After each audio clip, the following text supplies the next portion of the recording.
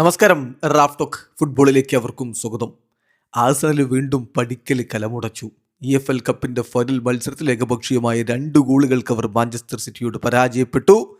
വെംബ്ലിയിലെ Pep ഗാർഡിയോളയും സംഘവും കിരീടം ഉയർത്തി. എന്താണ് ആഴ്സണലിൻ്റെ അവസ്ഥ? പടിക്കൽ കലമുടക്കുന്നത് തുടരുകയാണ്. കെപ്പയാണ് ഈ കളിയിൽ ഗോൾ കീപ്പറായിട്ട് ആർട്ടിറ്റ ഇറക്കിയത്. ബട്ട് അൺഫോർച്ചുനേറ്റ്ലി അദ്ദേഹത്തിൻ്റെ ആ ഒരു മിസ്റ്റേക്കിൽ നിന്നാണ് സിറ്റിയുടെ ആദ്യ ഗോൾ പിറക്കുന്നത്. സിറ്റിയുടെ അക്കാഡമിക് ഗ്രാജുവേറ്റായ നിക്കോ ഒഴീലിയാണ് ഇരട്ട ഗോളുകൾ നേടിക്കൊണ്ട് അവരെ വിജയത്തിലേക്ക് കൊണ്ടുപോയത്. വെംബ്ലിയിൽ ആഴ്സണലിൻ്റെ മുന്നേറ്റങ്ങൾ നയിച്ചുകൊണ്ട് ഗ്യോക്കറസും ട്രൊസാർഡും ഹാവർട്സും ബുക്കായോ സാക്കയും ഒക്കെ ഒരുമിച്ചിറങ്ങിയപ്പോൾ മറുഭാഗത്ത് എർലിംഗ് ഹാലൻഡും സെമന്യോയും ചെർക്കിയും ബെർണാഡോ സിൽവയും ഡോക്കുവും ഒക്കെ ചേർന്നുകൊണ്ടാണ് സിറ്റിയുടെ മുന്നേറ്റങ്ങൾ നയിക്കാൻ ഇറങ്ങിയത്. കളിയുടെ ആദ്യ പകുതി ഗോൾ രഹിതമായിരുന്നു. രണ്ടാം പകുതിയിലാണ് കാര്യങ്ങളിൽ മാറ്റമുണ്ടാകുന്നത്.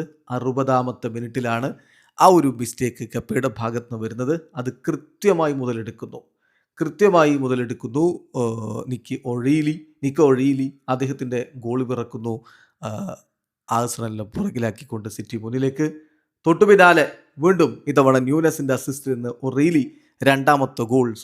4 മിനിറ്റുകൾക്കിടയിൽ 2 ഗോളുകൾ അടിച്ചു കയറ്റി സിറ്റിയുടെ വിജയം ഉറപ്പാക്കുകയായിരുന്നു ഒറീലി. പിന്നീട് ഇരുഭാഗത്തേക്കും നീക്കങ്ങൾ ഉണ്ടായെങ്കിലും ഗോൾ വീഴാതിരുന്നതോടെ ഏകപക്ഷീയമായ 2 ഗോളിൻ്റെ വിജയത്തോടെ മാഞ്ചസ്റ്റർ സിറ്റി കിരീടത്തിലേക്ക് കടന്നുപോയിരിക്കുന്നു. ആഴ്സണലിൻ്റെ കാത്തിരിപ്പ് വീണ്ടും നീളുകയാണ്.